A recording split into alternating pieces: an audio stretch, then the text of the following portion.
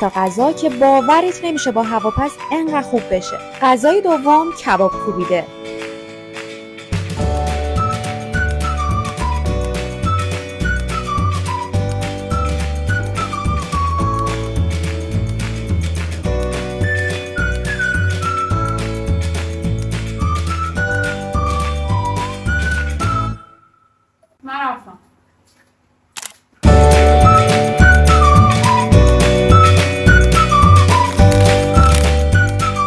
سلام، به همدیگی خوش اومدید.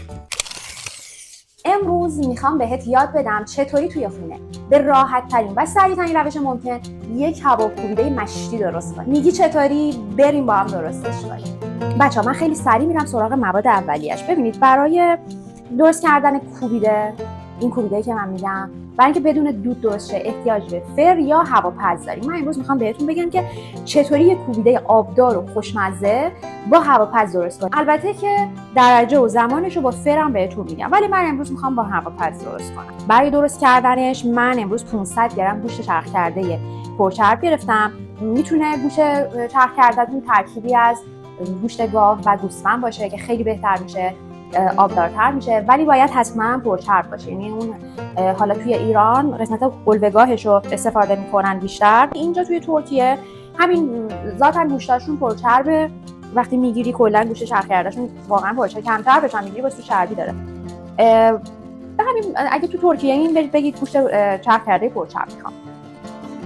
و اینکه برای 500 گرم گوشت چرخ کرده 2 تا پیاز متوسط احتیاج داریم که این 2 تا پیاز رو من میکس میکنم. یعنی حالا میتونید یا رنده کنید یا توی چرخ گوشت بذارید یا توی این میکسرها قشنگ باید در حد له شدن، یعنی اونجوری پورش کنید. درست کردنش بچه‌ها واقعا راحته. من همیشه تو خونه همینجوری درست میکنم و فوق العاده میشه. هر کی هم تا حالا خورده دستورش رو ازم گرفته و باید بگم کباب توی هواپز واقعا عالی میشه بچه‌ها. فقط باید درجه و زمان درستی بذارید. یعنی خیلی‌ها میگن گوشت خشک میشه و اینا، اصلا اینجوری نیست. درجه و زمانش رو شما درست نمیذارید. صداشو اینجا قطع میکنم، صداش اذیتتون نکنه. خب در همین حد کافیه. حالا چیکار میکنم؟ این نکتهش خیلی مهمه. اینجا من برای این 2 تا پیاز متوسط بوده یه قاشق چایخوری، خیلی پرم نباید باشه، جوش شیرین میریزم. ببینید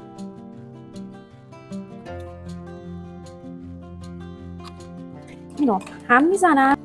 همین دارید هم میزنید متوجه تغییر رنگ پیاز میشید. الان پیاز رنگش زرد میشه. اینو مرد داره دیگه، دختر خوب.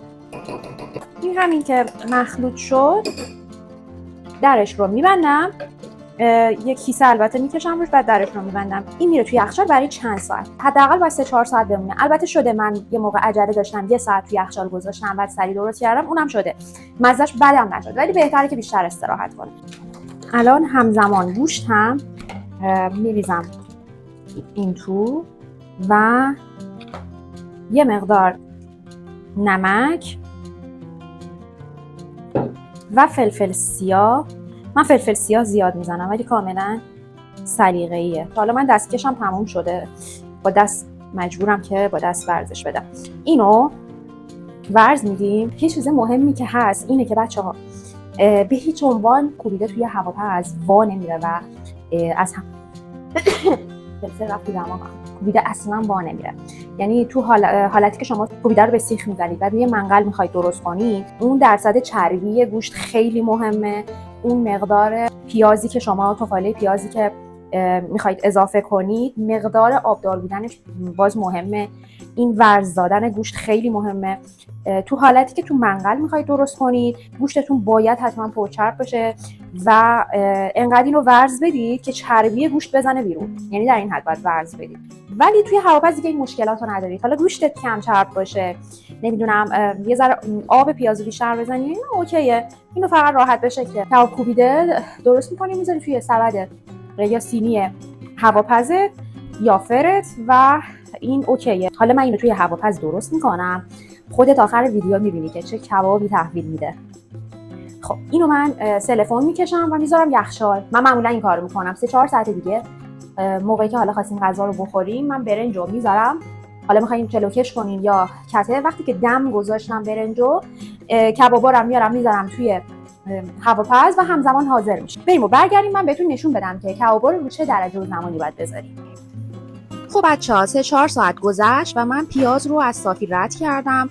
ما برای گوشتمون اون تفاله پیاز رو میخوایم. پیاز رو از صافی رد کنید و آبش رو بگیرید، ولی کامل آبش رو نگیرید، بذارید یه ذره آبدار بمونه. زعفرون هم بهش اضافه کنید، دستتون توی زعفرون ریختن نلرزه. بعد هم مواد رو خوب ورزش بدید و یه کاسه آب کنار دستتون بذارید، دستتون رو یه ذره خیس کنید و یه مشت از مواد گوشتیتون بردارید و اینجوری که میبینید مثل من بهش شکل بدید. حالا هر جوری که دوست دارید میتونید شما شکل بدید. سعی کنید که حالا شبیه کوبیده بشه دیگه.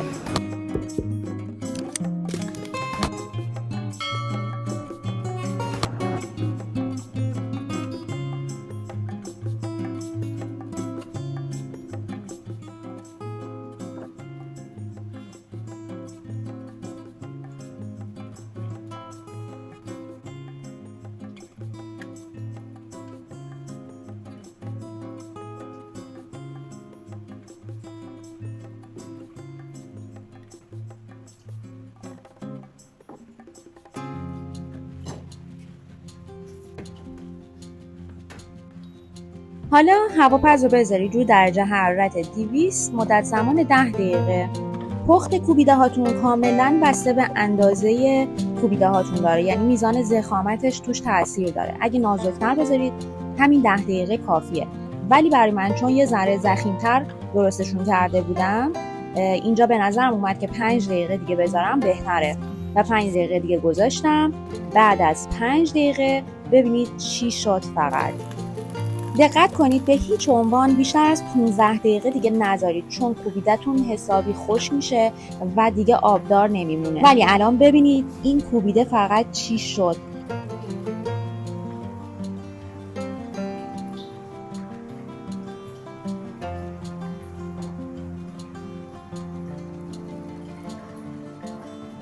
باورت میشه بشه توی هواپز یه همچین کوبیده آبدار و خوشمزه‌ای درست کرد؟ حتما به پیشنهاد میکنم که تستش کن و با این دستوری که بهت گفتم درستش کن و بعد بیا نظرتو برام بنویس. اگه این آموزش رو دوست داشتی خوشحالم میکنی که لایکش کنی و برام کامنت بذاری. همدیگی رو به دوستاتم معرفی کن.